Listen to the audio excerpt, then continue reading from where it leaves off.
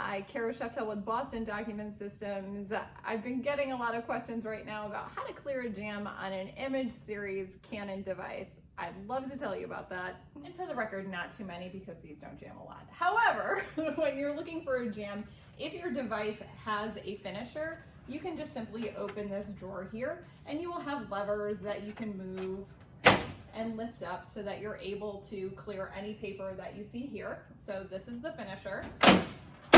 In order to have an external finisher, your device has this bridge unit right here. You can lift this up and you can see if there's any papers in there. Or sometimes it's in your document feeder. You have a lever here that you can pull open and you can see right here and use this lever to turn, and that will clear any jams from there. Sometimes they jam under here. This is very easy to see and clear as well.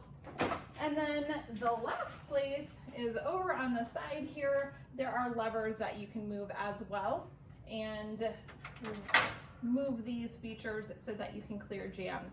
If you have any jams that do not clear by using a green lever, that's an appropriate time to make a service call. And at BDS, we have less than a 3-hour service response time.